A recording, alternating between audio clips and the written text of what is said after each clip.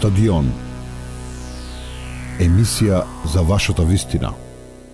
Добар ден за владиката Јаков, викарен епископ Стобиски. Добре дојдовте во денешното издание на емисијата Стадион. Ви пожелувам и да си пожеламе сите среќни, честити великденски празници.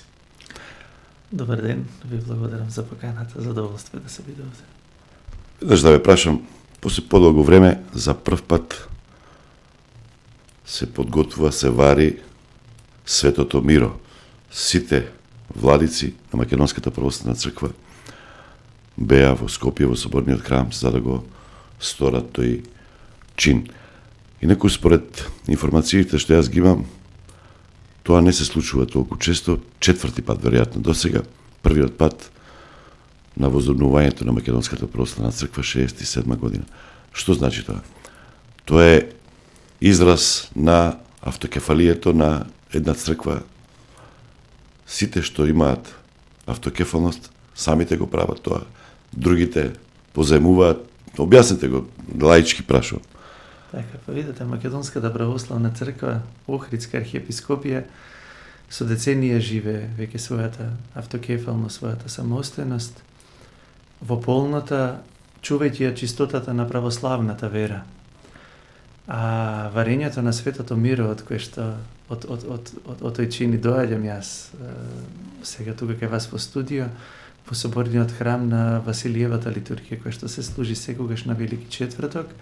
Тоа е посебен чин на осветување на Светото Миро, чие што варење започнува со благословувањето во средата на крстопоклоната недела, некаде во средината на Светиот пост. Варењето започнува и продолжува во првите денови на Страстната седмица, Велики понеделник, Велики вторник, Велика среда, а денес архиепископот Охридски македонски Нестинијана прима неговото блаженство, господин Стефан, придружуван и во сослужение на сите архиереи на нашата Света Црква, го освети Светото Миро, кое што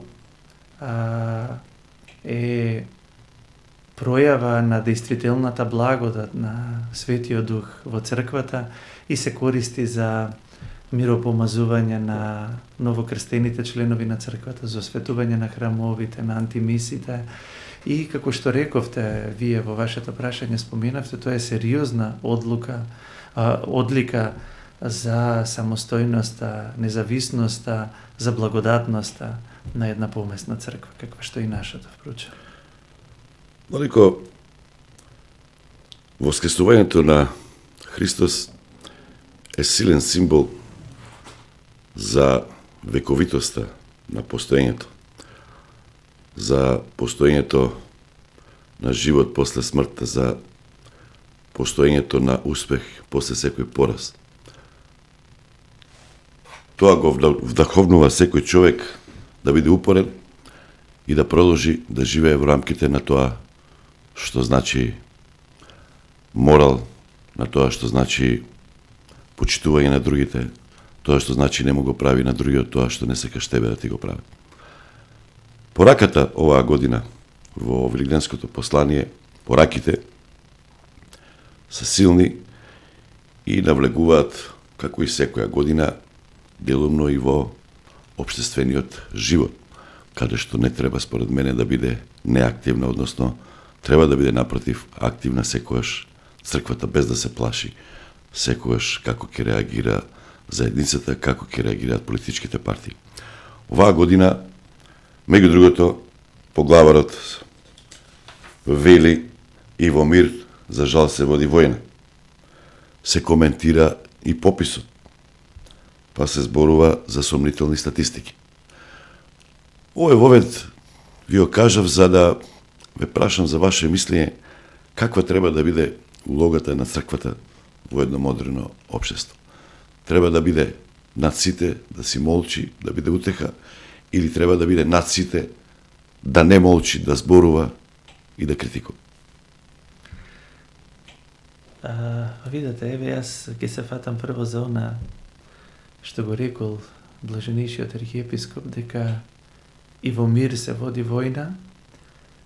Ние живееме во свет во кој што на моменти наликува дека е мирно и дека овој свет се стреми кон некаков идеал на мирно општество, на мирен глобален свет. Сите зборуваат за мир, сите пеат за мир, сите пеат за љубов, а ние секојдневно се будиме во свет во кој што се има само мир, нема. Се има само љубов, нема. И јас воопшто не би се фатил за некакви конфликти ситни, обштествени, етнички, меѓународни, па дури глобални, ако сакате. Сето тоа произлегува од онаа суштинска, од онаа прва војна во која што влезе човекот вртејќи му грб на Бог, од самиот прародителски грев, кога го прејавивме првото непослушание и кога го послушавме советот на ѓаволот. И од тој миг во овој свет се води војна, непрестајно, се води борба на идеали, лажни и еден единствен вистински идеал.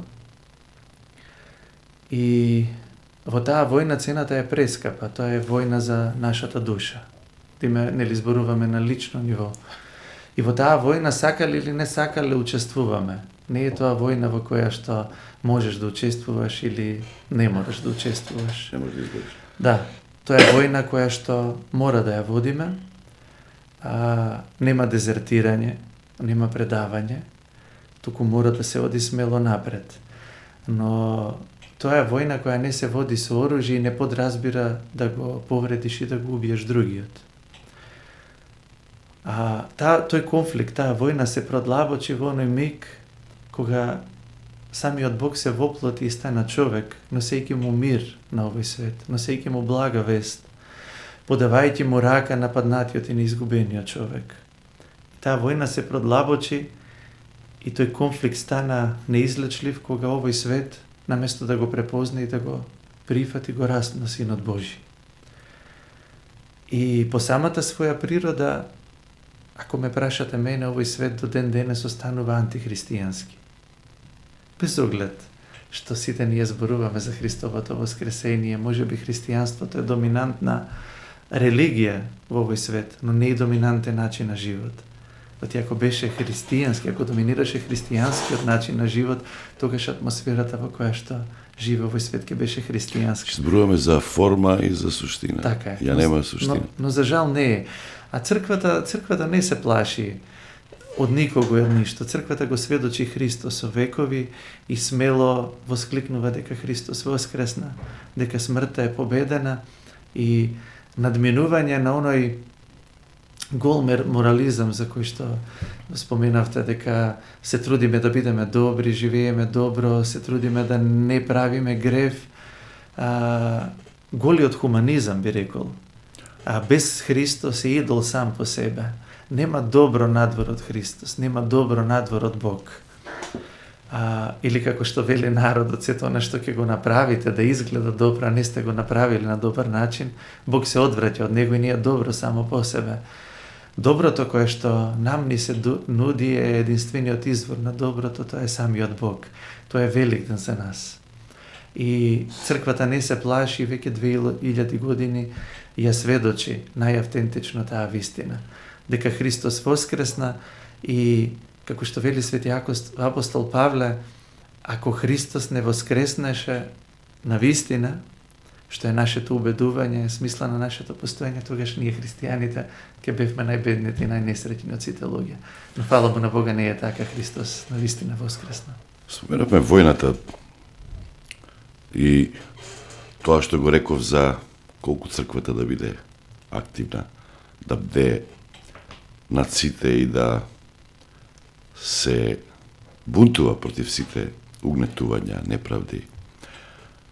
Македонската православна црква ја осуди инвазијата на Украина, меѓутоа, за разлика од други цркви кои што се и по-блиски, сестрински со Руската православна црква, кои што го осудија настапот, неколку пати тоа се случи на московскиот патриарх Кирил, кај нас такво нешто се уште нема.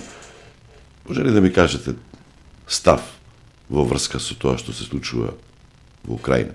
Затоа што и во Украина има сестринска црква, има сестрински цркви. Таму се случува дури и обратна ситуација. Дел од тие кои што беа блиски, приклонети на Московската патриаршија поради војната, се отклонуваат, Така. се вртат. Каде е тука вистината? Многу чудни работи. Ако елитите не знаат и не може да се објаснат што се случува, како обичниот граѓанин тоа да го направи. Ние зборуваме за блискост, зборуваме за екуменизам, а се случуваат војни. Истородни народи. Православни се и едните и другите. Како да си помогнеме? Затоа што, ако бидеме прагматични, тогаш ќе инсистираме на тоа што можеби е шанса за нас да добиеме автокефалност преку Вселенската патриаршија, примерот со Украинската православна црква.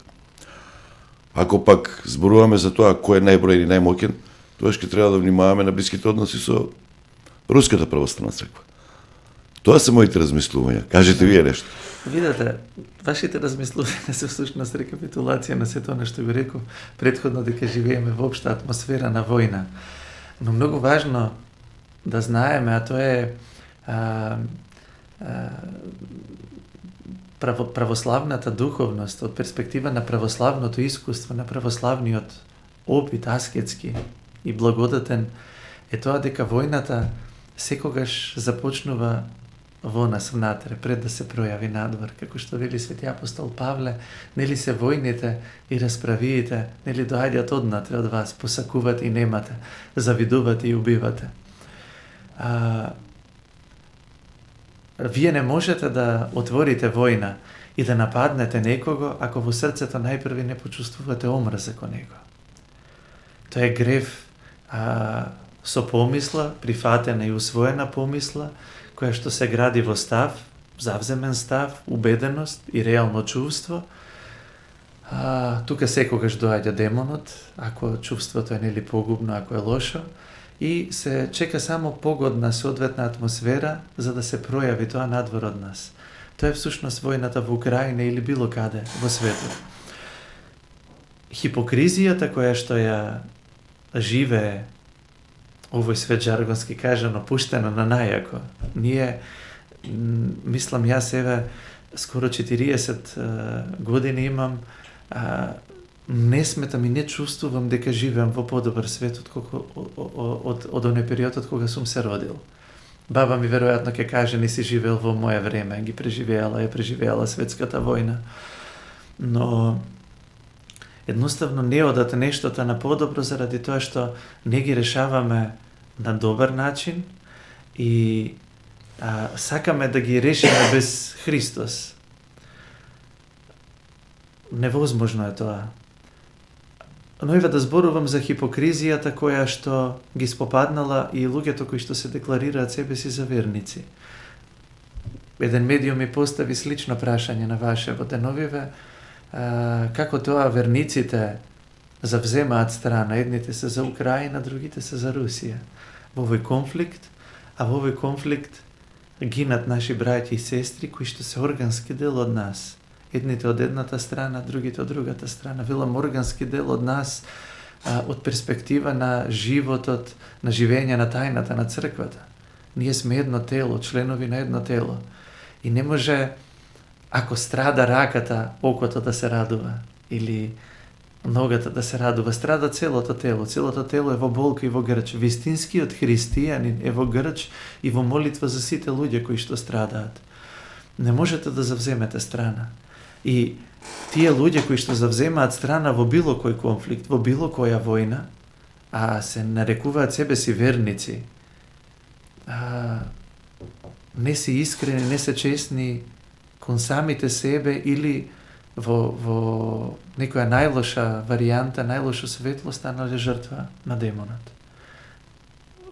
Во војната вистинскиот Христов човек во секоја војна, во секој конфликт страда и солзи подеднакво за било кој човек.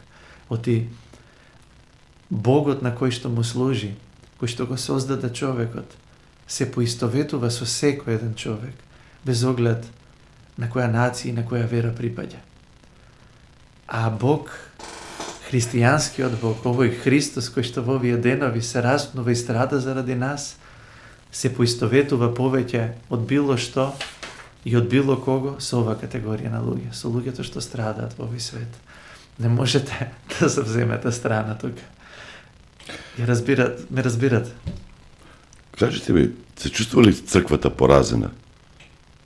Се чувствуваат и црковните лица, монасите, свештениците, архимандритите, митрополитите, патриарсите, поразени затоа што тоа што го проповедаат таа Христова воља тешко допира до оние кои што владеат. Па дури историјата ни покажува дека многу често тие ја сакаат црквата само за да го засврста своето владение. Ја злоупотребува. За жал има вистина во вашето тврдење. Црквата е света не заради луѓето кои што ја чинат, соборот на луѓе. Не сакав да кажам, затоа што се добива печаток, па може би и обратно, дека и црквата не само што е злоупотребена, туку многу пати станува соучесник и инспиратор на такви војни, ако историски век. Балканот да го земеме, например. Ве разбирам совршено. Ние црквата секогаш ја нарекуваме света не заради структурата на луѓето кои што ја чинат и кои што се собираат во црквата. Кога станува збор за луѓето собрани во црквата, тоа е збир на грешници кои што се кајат и кои што се обидуваат непрестајно ежемиговно да се преобразат, да се продухуват себе си, да се спасат. Црквата е света заради незината глава, заради оној кој што ја возглавува. Единствениот свет, Богочовекот Христос. И сето она надолу по таа глава, што ќе се пројави како нечисто, како злобно, како инфицирано од овој свет, не може да изволка светоста на црквата. Туку ќе биде одсечено и ќе биде отфрлено од неја, како во секој жив организам, знаете, кога ќе се појави гангренозно ткиво, го ампутираме. Црквата поседува таков метаболизам на чување на чистотата. Тоа што во одредени историски моменти се пројавиле и се појавиле такви случувања кои што навистина наизглед го нарушиле авторитетот и светоста на црквата, не се клучни. Црквата не може да ја уништи, не може да ја засегне ништо. Овој свет од друга страна има тенденција да ја секуларизира црквата во секој поглед, да ја направи дел од себе, да ја осветови. А црквата не е од овој свет. Така учиме ние, така исповедаме. Црквата живе во овој свет, транзитира низ овој свет, но не е од овој свет и не смее да стане во ниту еден миг дел од овој светот и таа единствената надеж за спасение на овој свет. Како еден кораб кој што плови низ овој свет и му дава на секого рака да го спаси и да го извлече од бурата, од темното море на гревот на смртта и на трулежот, а нејзина крајна цел, крајна дестинација е Царството Небесно. И токму тука се состои војната. Тенденцијата на црквата да не стане дел од овој свет во ниту еден миг, а од друга страна тенденцијата на овој свет да ја направи црквата дел од себе. И се додека овој свет не го постигне тоа, тој ќе ја препознава црквата како нешто што му е туѓо. Овој свет живее во војна. Привидно зборува за мира, живее во длабока војна. Зборува за љубов, а не постојано посведочува нељубов.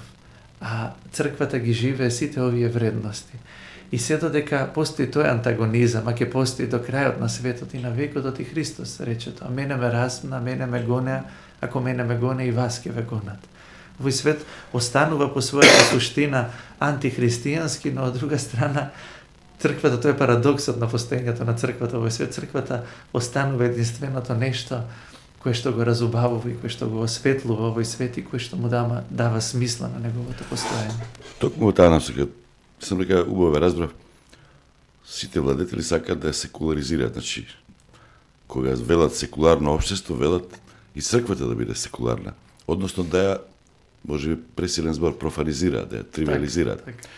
Меѓутоа, И тоа е вечна борба, кој што велите, со одредени успеси историски, кои што ги отврдила, ги ампутирала црквата.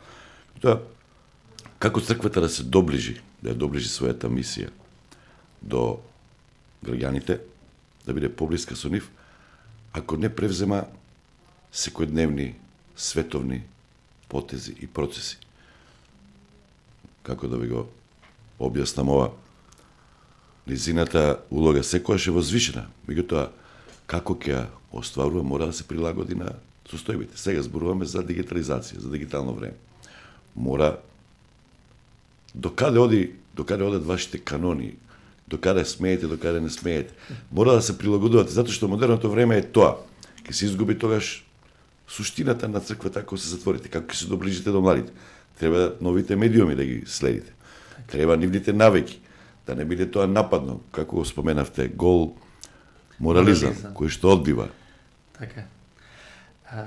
Вие сте млад и сигурно милион пати сте размислували на оваа тема. Да, секако. Црквата работи, нашата црква работи сериозно на тој план. И на... Се кавате на таа дебата за интернетот, дали треба Фейсбук, дали... Тие беа така... Така, во црквата, знаете, неприкосновена е слободата на личноста. И црквата е чувар на слободата на личноста, за разлика... Тоа е универзално, тоа проаѓа секогаш и треба да проаѓа. Да, така е. Видите, ние живееме во атмосфера на пасивна диктатура, да се разбереме. Најдемократските општества, здруженија, корпорации кои што зборуваат за човекови права стануваат и самите узурпатори. На истите. Не сакам сега тука да сведочам за пластични примери, ме разбирате што сакам да кажам.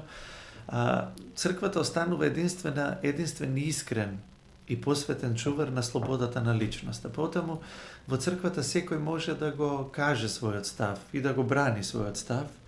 И менталитетот на црквата не е никогаш диктаторски. Тоа нормално исклучува и анархијата. Соборниот дух на црквата исклучува анархијата. Менталитетот на црквата е соборен.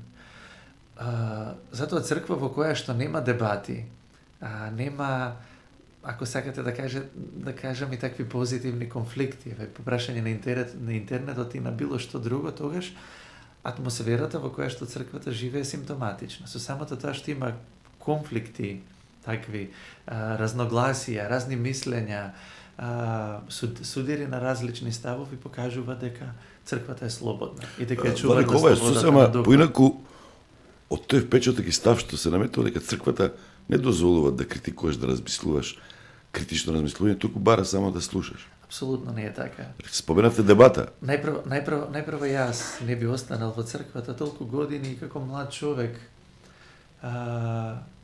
дојдов во православната црква и одлучив да станам монах баш заради тоа што бев бунтовник и барател на слободата. А во православната црква го видов тоа. И ако во било кој миг православната црква се претвори во нешто друго, тогаш јас би бил првиот кој што не би останал таму. Православната црква е чувар на слободата на личноста и она која што го повикува човекот да излезе од робство во слобода, од прангите, од робството на гревот, на смртта, на злото, во слободата на светлината на Христовото воскресение. И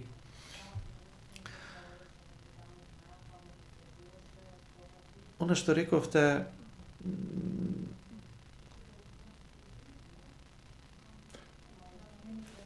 модерното време како да се прилагоди. Да, за модерното време.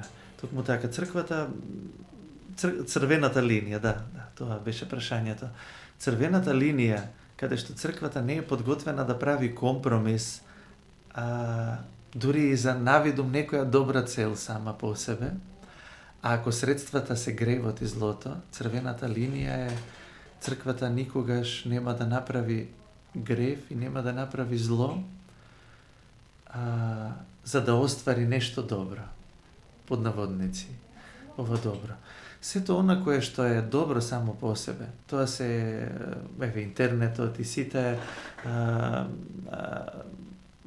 како да кажам, откритија технолошки, последни, во црквата има сериозен број на научници во низиниот клир и во монаштвото и помеѓу верниот народ. Нема тука никакво зло и нема, црквата не гледа со гнасење на овој свет. Црквата, ако сакате, како да го објаснам најпластично ова, црквата гледа со страдање и со огромна љубов и кон човекот кој што греши. Но црквата поседува таков еден механизам и моќ да го одвои грешникот од гревот. И многу вешто да го љуби грешникот, а да го презира гревот. Да го прифати грешникот, одвоен од гревот, а не да ги стави на клада заедно и грешникот и гревот. Така што црквата не може да се изгуби во таа нејзина еклектичност, во тоа нејзино филтрирање, во таа нејзина селекција.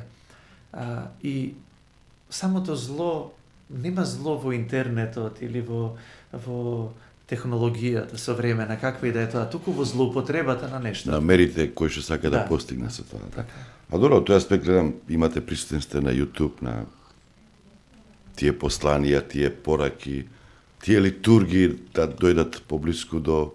Има ли, сега малку да спуштиме тен, онлайн, се пренесуваат ли тие, веќе го користат тоа во светот интернетот? Да, секако. Ако некој не може да присуствува на литургија, на богослужба. Секако, поготово за време на пандемијата. На короната тоа требаше да биде... Да. Имаше онлайн преноси на службите, на литургиите, само заради тоа што луѓето беа спречени да дојдат. Ако ме прашате мене, јас не сум љубител на онлайн пренос на литургијата. Оти литургијата секогаш подразбира жив однос, личносен однос, собирање на едно место, причестување реално, не постои виртуелно причестување со живиот Бог. Литургијата е незаменлива. Со сите други молитви, вечерни, утрени, може да се припомогне и не се на некој начин обврска на христијаните, но народот Божи да се собере на едно место на светата литургија околу својот епископ е дефиниција за црква и услов за постоењето на црквата. И во првите векови, во најтешките векови за црквата, првите христијани многу добро го разбирале тоа. Во првите 3 века пред Миланскиот едикт и признавање и давање легитимитет на христијанството како вера, при тој прогон и непрестано убивање на христијаните, кој што особено се случувало и за време на литургијата, на неделните литургии, и тие кога се причестувале, ние денес велиме за здрави и спасени. Тие велеле за попатнина кон вечен живот. Но тие не знаеле дали тоа ќе им биде последната причест и кога ќе им бидат пресечени главите.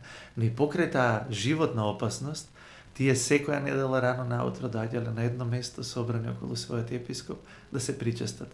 Токму во светлината на тој автентичен христијански живот недопустливо е да се задоволиме со некаков онлайн пренос на светата литургија. Си забележувате ли некојаш дека не сте премногу активни, некојаш сте премногу внимателни за да овие политички сили и харибди не ги дополнително разбрнувате жештите? Порано, тоа веројатно заради некој романтизам, независна држава после толку време надежи, копнежи се случува и црквата беше така, доста романтично, ентузијастички, па и така се вклучуваше на митинзи, се вклучуваше посилно во политиката. Последните 15-20 години е многу по-различно, освен некои инциденти. Пак тука ќе ја прашам, каде е границата? Која е улогата на модерната црква, на црквата во денешното време? Дали, ако стане пасивна, ризикува да ја гледаат како невладина организација за погреби, венчавки и крштевки, или треба да се врати на тоа првобитното, примарното, примордијарното, да биде бунтовна против сите неправди, против сите угнетувања. Тоа е Исус Христос. Да. Видете, во контекст на се тоа што го кажа. Тоа е, се извинувам, тоа е еден контраст, некој парадокс, како сакате наречете го. Вие во суштина треба да бидете бунтовни, а народот во ваква една комплицирана ситуација во денешно време баре од вас да управувате, незадоволни од световните управители, Така. да владеете, ме разбирате ли? Знаете, може Малку би, се филозофски, ама се Не. суштински. може би малку сме виновни и ние за тоа во црквата, што народот стекнал таков печаток и смета дека ние имаме таква обврска и таква должност да се занимаваме со световни работи, па какви да биле тоа. Црквата останува бунтовник, бунтовник против гревот, против злото, против паднатоста и против смртта, но мисијата на црквата не е да создаде идеален живот и свет и царство овде на земјата. Македонско царство, Бугарско царство, Српско царство, Грчко царство, некаква супер нација, некаква супер држава. Секако дека има во црквата се појавуваат и такви луѓе кои што носат мантија, носат црковни обележја, но одговорно и слободно тврдам дека нивната мисија е промашена. Мисијата и послушанието на еден епископ на црквата е да го води народот во Царството Божјо. Се друго ќе пропадне и се друго ќе исчезне. Со длабока почит за сечие национално чувство, етничка припадност, и било што со што човекот се поистоветил или го детерминира како ваков или како онаков, ние сме должни да го почитуваме. Но курсот кој што треба да го држиме е Царството Божјо. Ниту лево, ниту десно. Во однос на сето она за што зборувавте пред 15 на години, за впечатокот кој што го имате пред 15 години, ова сега, мене навистина ме радува што имате таков впечаток за нашата црква, и фала му на Бога што е така. Таква треба да биде црквата. Нашиот народ е поделен по многу основи. Политичката поларизација е, треба човек, како да кажем, да е слеп да не ја види. Ние не смееме да долеваме масло на огин. Еве најпластично да објаснам за да се разбереме пред се да ме разберат слушателите. Еден епископ е отец во црквата, која што ја возглавува. Неговите деца повеќе од очигледно дека се поделиле на партии, на ВМРО, на СДС. Неговите деца се скарале по различни основи, пред се по партиска основа. Што треба да прави епископот на црквата? Што треба да прави еден родител кога неговите деца се испокарале? Треба да завземе страна или треба да биде оската околу која што ќе се помират, оската околу која што ќе се прегрнат и ќе им текне дека се браќа, дека се едно, дека таа поделеност е вештачка. Затоа црквата не сме да учествува во тие поделби. Црквата треба да го покажува патот нагоре, кон Отецот, кон оној кој што пред да замине на крстот и да страда, рече да бидат сите едно, како што сме јас и ти, Оче, едно. Христос дојде да не обедини. А овој дух на поделби, на делење на луѓето, на делење на нашите браќи и сестри, на нашите деца, не е дух од Христо, не е дух од Божи. И затоа ние од црквата немаме ништо со тој дух на поделби. Црквата ја води, ја оживотворува и ја чува светиот дух Божи. Затоа секој оној кој што учествува и ги продлабочува тие поделби, па макар изгледал и се нарекувал себе си црковен човек, нема ништо ниту со црквата, ниту со Бог. Тоа да ми го објасните, како младите да ги придобиете? Еве, немате медиум, зборувам за традиционален. Младите се бунтовни како што црквата била и треба да биде бунтовна. Така. Ако се обидувате да им наметнете, да им ставате во главата со тинка, тие одбиваат, реагираат. Вие како помлади владици, веројатно, разговарате, кажувате дека треба поинаков пристап. Кој е вашето мислење за това? Еве, да бидам многу конкретен, јас сум слушал радија кои што се религиозни, верски, меѓутоа, нивната програма 90% е со рок музика, забавна музика, народна музика, класична музика. Не доминираат литургии, црковни пења. Така. Видите, младиот човек е секогаш предизвик и голем залог. Треба да ја почитувате слободата, што велите, црквата ја Апсолутно. почитува слободата. Апсолутно. Црквата не смее да се... се правят такви грешки. Знаете, некои концепти надминати, тотално неуспешни, кои што проповедат и зборуваат за гол морализам, а младиот човек ги доживува како директно насилство, директна узурпација на неговата слобода. Просто. Јас, црквата нема што да ми кажува сега да постам, јас ќе јадам што сакам или како да живеам. Мојот животот ќе го живеам како што сакам. Така да црквата не смее да заглави во тие лавиринти на голо морализирање, поготово не со младиот човек. И младиот човек без оглед што се бунтува и зборува за слободата и непрестано стреми кон слободата, е доволно прониклив и паметен да свати дека и да се види себе си како роб во одреден момент од животот, роб на страстите, роб на гревот, роб на различни зависности кои што го прават зависен и го држат и го одвојуваат од другите, па тоа може да биде многу често и некој одреден музички жанр. Јас сум рокер или јас сум ова, јас сум она, па тоа те детерминира и те одвојува од другите или создава таква атмосфера и менталитет заради кој што не сакаш да ги прифатиш другите и поинаквите. Не е потребно многу за да свати младиот човек, па поготово кога ќе види дека се што прави, се за што војува, за што се залага, на крајот е осудено на смрт и на пропаст, дека на крајот смртта ќе го однесе, дека на крајот се ќе заврши во гроб. Тоа е фактот на биолошкото постоење на човекот.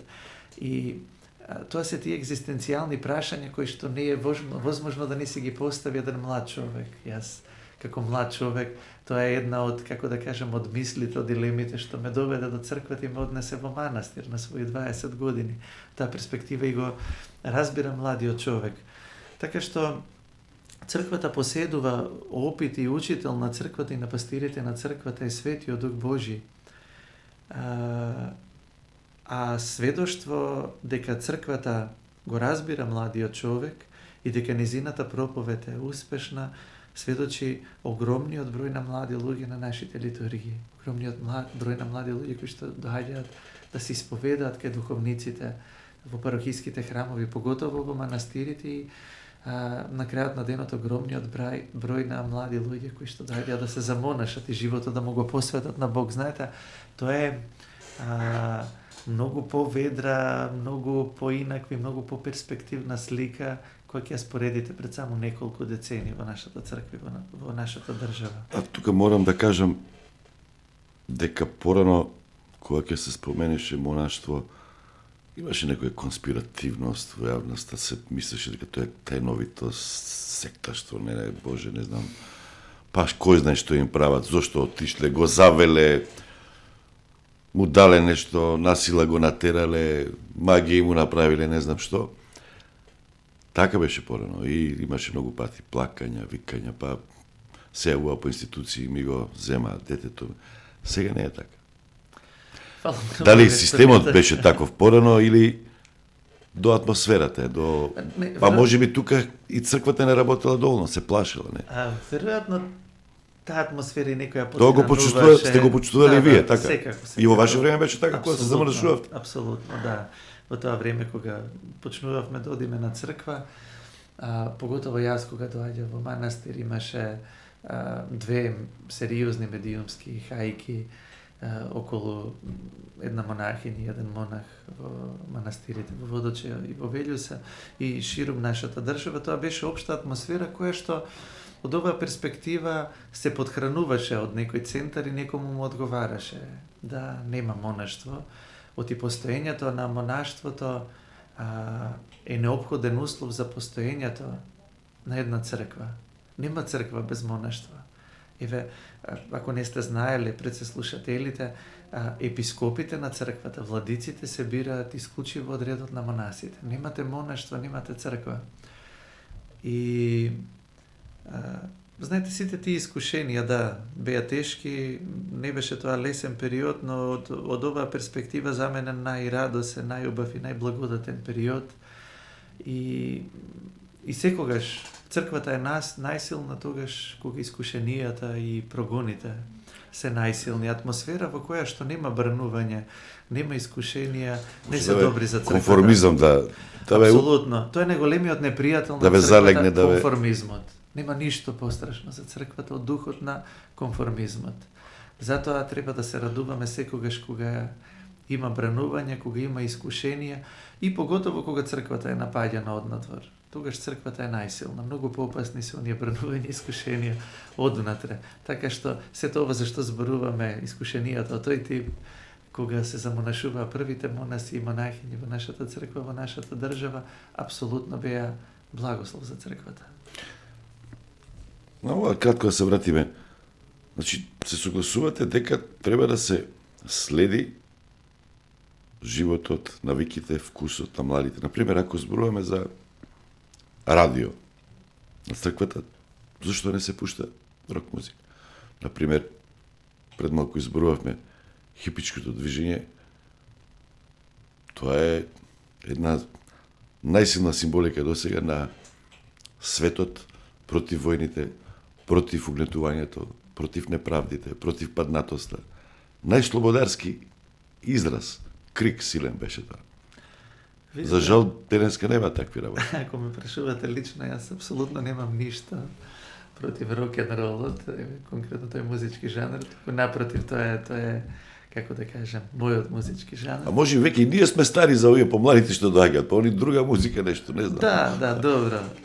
Но не би ги во една прилика би поставија прашање што мисли црквата за различни екстремни музички жанрови како ете хард рок или како хеви метал. Панк, така. Да, и така натаму. Па многу често сценографијата на панкот и на некои хард рок бендови групи поготово 80-тите, 90-тите години се фаворизирали и се интерпретирал сатанизам, и сценографски, па многу често и во текстовите на маркетиншко кокетирање на песните. Да, апсолутно. Тоа се луѓе што значи шоу бизнисот и како се привлекува вниманието. Ние можеме да бидеме селективни, но да детерминирате некој музички жанр и да прогласите некоја музика за богоугодна или друга за сатанистичка е крајно нецрковен дух. Имате добра музика, имате лоша музика. Нормално, не зборувам тука за оние музички остварувања каде што директно се хули на Бог и се велича сатаната, имаме нели и такво нешто. Повторно тука е клучно почитување на слободата на личноста.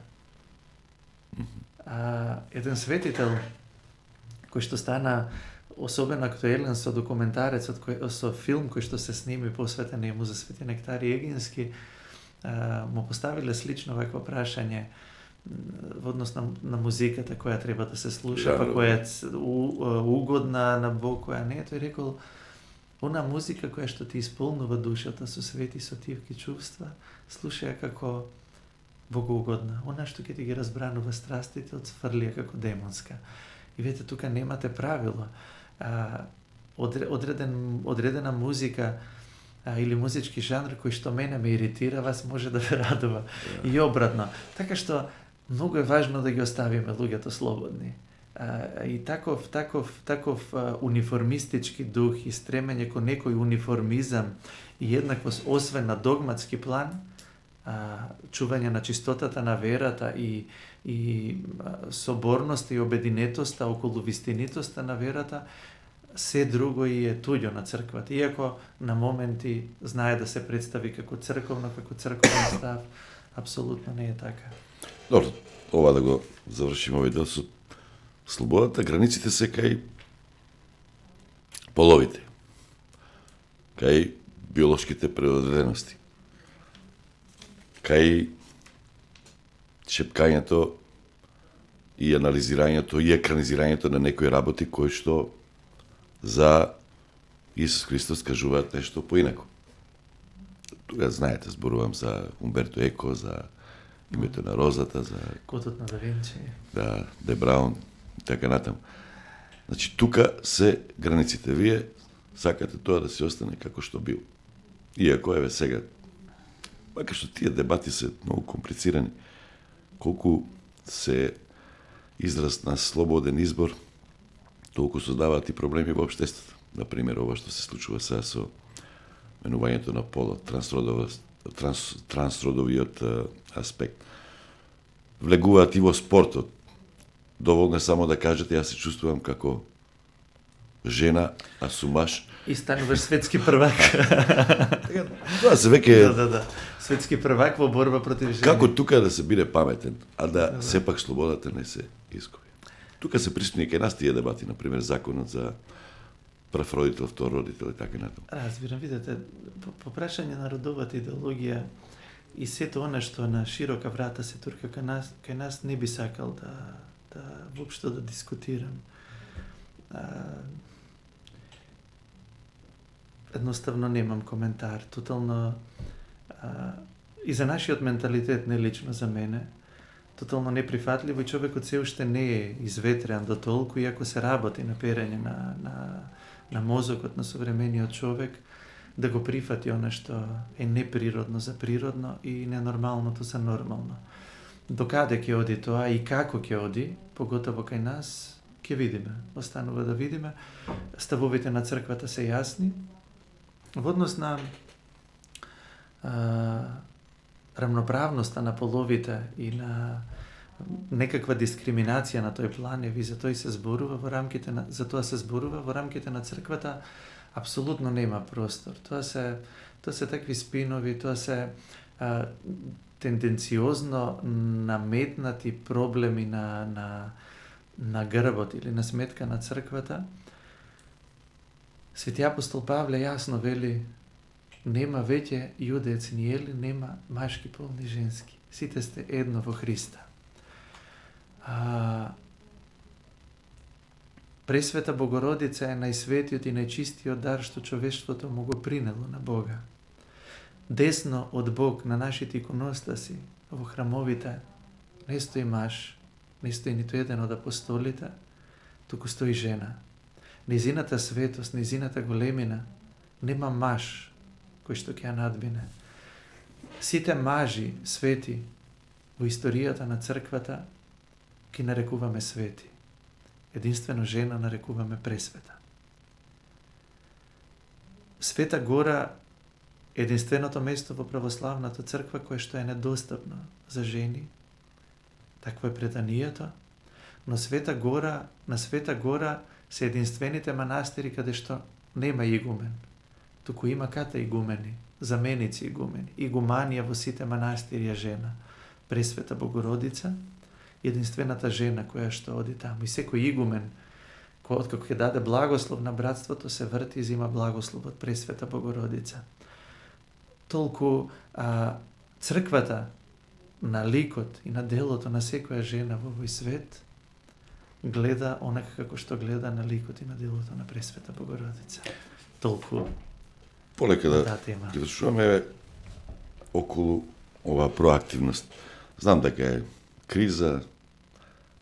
Зошто да не да прашам? И вие имате проблем со струјата, со цените, со тоа како се снаоѓате. И вие имате трошци, имате имоти.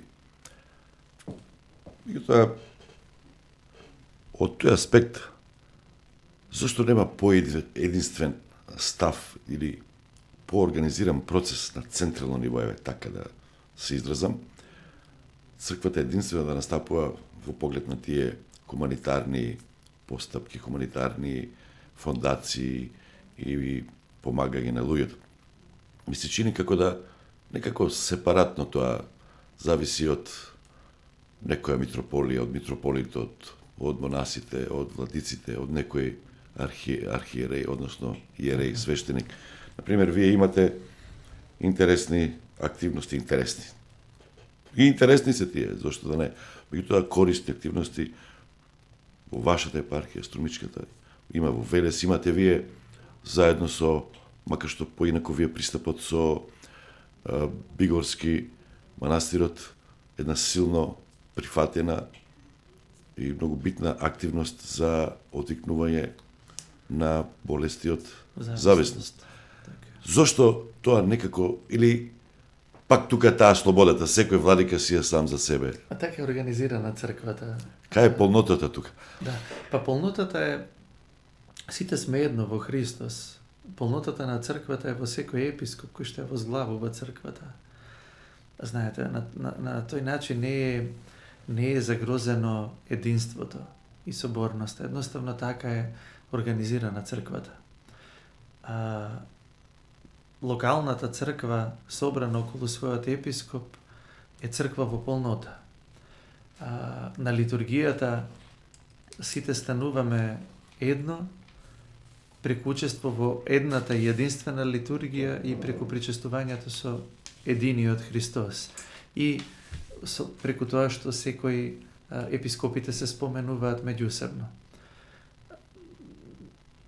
Знаете, пројавата на действителниот христијански живот во пракса е треба да бегаме од тој униформистички дух. Тоа не значи дека во однос на хуманитарната дејност не можеме и не треба да се организираме, иако, колку што ми е мене познато, во секоја епархија на нашата помесна црква постојат такви хуманитарни активности. Секоја митрополија, секој епископ посебно работи со социјално загрозената категорија на луѓе. Конкретно, можам да зборувам поотворено за кај нас во Струмица. Се формираше сега скоро фондација која што се нарекува Елеуса. Нејзината работа може да се следи на официјалниот сајт и Facebook профил Фондација Елеуса, која што работи во рамките на епархијата, и работата на Елеуса е навистина сериозна, навистина убава, навистина добра и навистина е утеха за многу луѓе кои што страдаат во овој свет. Центарот за лекување на болести од зависност Покров во рамките на Струмичката епархија работи веќе со години. Има православната црква, но ова е добра идеја. Тоа не значи дека е исклучено дека Свети Спас, фондацијата која што е тука во Скопје, Скопската епархија, но делува на територијата на целата наша држава.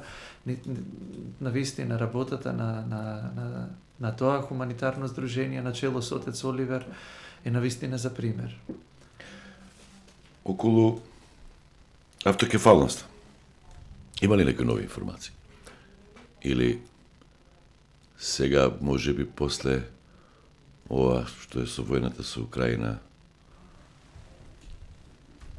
тој принцип или тој процес преку Васеленскиот патриарх да го добиеме Томасот некако изгледа поинако? А видите, Зошто тој беше најавен така многу брзо ќе се случи? Или искуството со украинскиот пример, може би? Нашата автокефалност е факт. Е фактичка состојба. Ние ја живееме. Мене ме плаши друго, наместо некој екуменизам, дополнително се продлабочува таа поделба во православниот свет. Еве, од една страна Истанбул, од друга страна Москва. Каде е центарот? Па еве, ова е пластичен пример, можеби за се што претходно зборувавме во претходниве прашања за влијанието на овој свет во црквата и тенденцијата на овој свет да ја секуларизира црквата. Како се кажа тоа етнофилетизам, тој надвладевува. Да, тоа е едно најголемите и најсериозните болести во православието. Етнофилетизмот, кога одредена помесна црква ќе се базира, ќе негува и ќе мисли дека незината мисија е спасение, негување и чување на една нација. Тога што директно се коси со цитатот што го споменавме од Свети апостол Павле: нема веќе ни јудеец ни елин, сите сте едно во Христа. Исто како што е безсмислено еден епископ кај нас, еве да речеме, замислете сега во беседа и да се обратиш и да речеш браќа и сестри македонци, а на литургијата имате православни срби кои што живеат кај нас, имате руси, имате власи и така натаму, и веќе ги промашувате и ги бркате на некој начин. Имаме Роми има православни. таква симптоматологија имаме, тоа е погрешно, не треба да се прави. И во однос на решавање на нашето црковно прашање, јас гледам некако на црковен проблем, не јас, туку секој нормален човек, туку политички проблем. И ќе се реши тогаш кога ќе му пристапиме со црковни решенија или решавање на црковен начин, а не можете црковен проблем да решите со политички методи и на политички начин и да штитејќи или пропагирајќи некакви државни интереси. Нормално не зборам за нашата држава, туку зборувам за други држави, за туѓи национални интереси. Вечно прашање ова. Бизнесмените секојаш кој ќе дојде Божик, па и Великден, календар. И тука има поделеност кај православна црква. Бугарите поделеност е начин на живот, не станува за жал. Па може би не е лошо. Сте размислували за тоа или не? Веќе тоа е завршено. Видете, во нашата заради помесна... паствата црквата може да биде колку може да биде попрагматична или докаде. Во нашата помесна црква апсолутно не сум слушнал да се дискутира или некој да зборува за тоа. Ниту пак чувствуваме потреба ние од црквата да го менуваме календарот. Стопанска комора понекогаш зборуваше. Да, но како да кажам, тоа се бизнес интереси. И станува збор за профит и за тогаш кога ќе бидат државните празници, па тука обично се разминуваат со западноевропските земји, тие паузираат, аман ќе почне да се работи, ние паузираме. Не гледам тука црковен проблем и луѓето кои што често го покренуваат решавањето на тоа прашање, ниту ги гледаме во црква, ниту доаѓаат на Великден на црква. Великден за нив е апстрактен поим. Затоа тоа за нас не е некој црковен проблем и мислам дека во некое догледно време воопшто не би се ни занимавале со тоа во црквата. Истражувањата досега не само во Македонија, туку и ни светот покажуваат дека секој по автоматизам ќе каже да, јас сум христијанин, православен, ама суштински, како да кажам, ползувањето на верата, почитувањето на верата, на тие верски обреди, многу малку како процент е присутно. Русија беше таков пример. Сите се 90%, 80% се православни, а ако ги прашате колку пати одат во црква, како ја ползуваат верата, дали 20%. Па дури има голема дискрепанца и ако ги прашате верувате ли Господ. Се припадници на православната црква, се православни христијани, а има дилема околу тоа.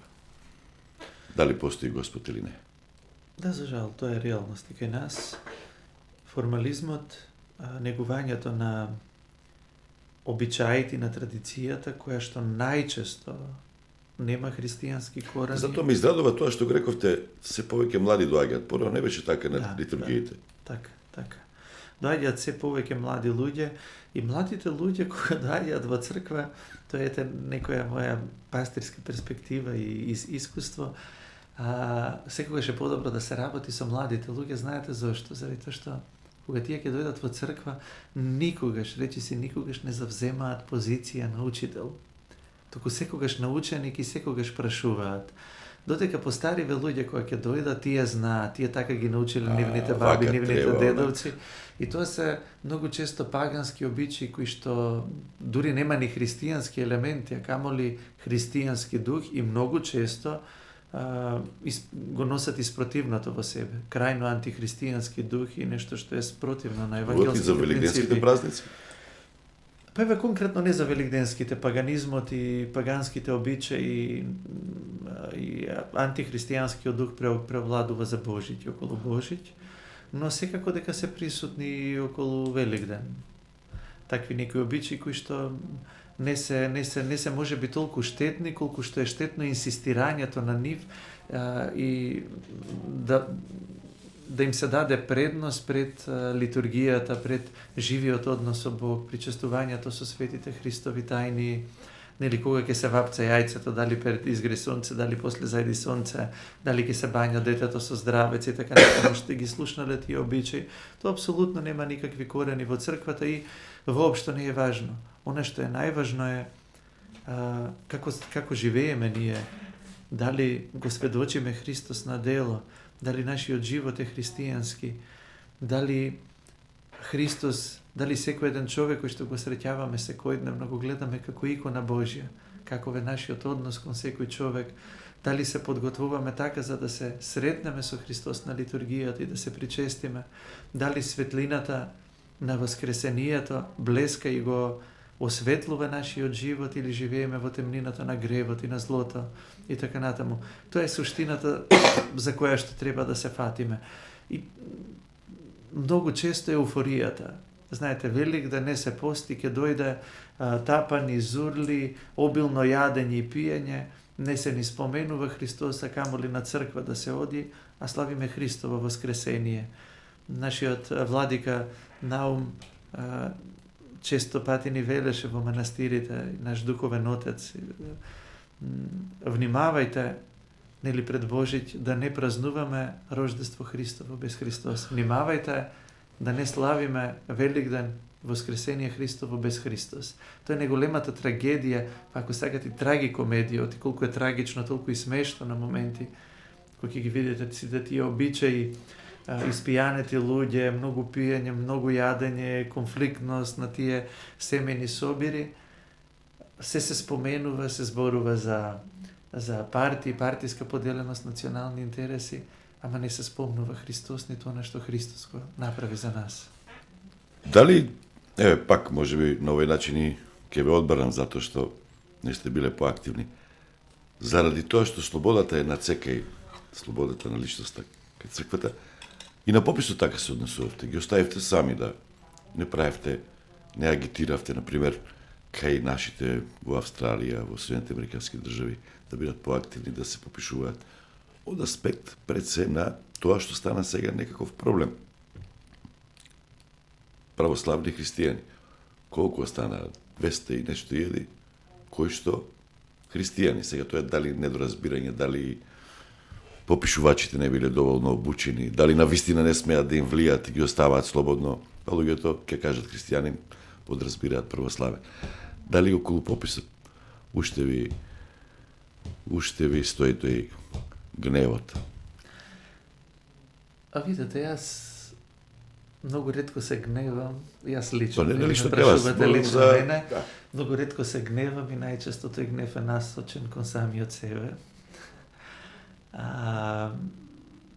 Конкретно за пописот и резултатите и евентуалните неправилности, Македонската православна црква имаше своја реакција по тоа прашање и останува да видиме дали навистина се случиле некои недоследности и што се случило. Факт е дека мнозинството луѓе се изјаснија како православни христијани. Факт е исто така, јас лично знам дека многу луѓе не им било потенцирано и, како да кажам, но она што критиката јас повеќе би ја насочил и би ја упатил на своја адреса, на наша адреса.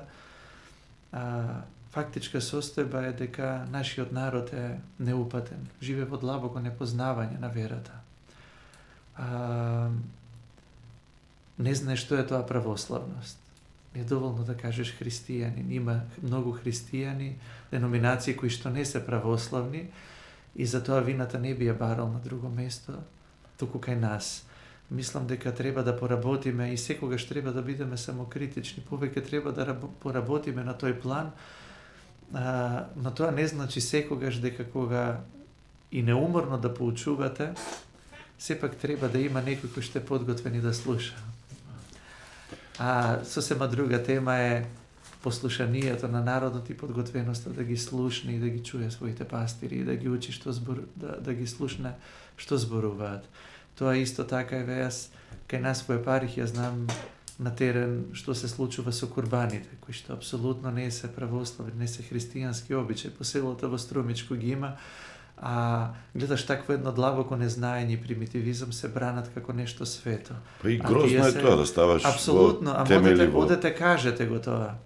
И сега некој може да рече, некој од страна да рече како дозволува тој владика таму курбани, такви пагански обичаи, а само Бог знае какви напори вложуваме и така натаму да ги искорениме. Но зошто не се искорениле? И зошто се практикуваат се уште? навистина дискутабилно каде Некој треба да се суеверие или наравнат. не знам, или Па да, поинтересно. слично, знаете, и за ова незнаење и на графите се такви какви што се, но огромен процент, огромен дел од луѓето се попишале како православни христијани. А графите биле исти за оние кои што ставиле само христијани. Воопшто не сакам да оправдувам некого, и комисијата за директорот на комисијата за верски односи рече дека воопшто не ни била консултирана комисијата и така натаму. Останува да видиме, но не се црно-бели работите, а нам тука во Македонија многу тешко ни одија, тоа е еден од клучните проблеми при фаќањето на колективна одговорност. Секогаш сакаме да покажеме со прст на некој виновник, ќе тргнеме напред и навистина ќе ги поправиме нештата ако прифатиме дека имаме лична пред се, а после колективна одговорност за се што не чини во црквата и во државата. Јас ви благодарам за разговорот. На крај една порака да упатите. Се надевам дека короната навикнавме ќе да живееме, нема да биде толку трагична како претходните години. Ова веќе со лажишето не е тема. Се надам дека војната ќе заврши ако може уште веднаш во Украина. Економската криза ќе заврши или ќе се ублажи. Затоа што и кај вас, реков, влијае кај сите, влијае кај секој граѓанин. И во таа насока што може да не вдаховни, да не инспирира Христовото воскреснување овогодишниот Великден, овогодишните великденски празници. Видете, јас не сум можам само да го пренесам искуството на црквата и повеќе од 2000 годишниот восклик на црквата, а тоа воедно е и во овие мрачни времења, очајни, страдални, на војни, на конфликти, на неизвестност, на сиромаштија, на беда, најрадосното, сведоштвото за најрадосниот и вечно живиот настан во човековата историја, тоа е Христовото воскресение. Немам друг заклучок, друга порака, друга утеха, освен тоа дека Христос воскресна за сите нас, за секој од нас посебно, и не чека во светлината на неговото воскресение. Нашата одговорност е само тоа да го направиме првиот чекор и да го избереме него наспроти се што ни се нуди во овој свет. Христос воскресна. А ви сте на воскресе. Стадион. Емисија за вашата вистина.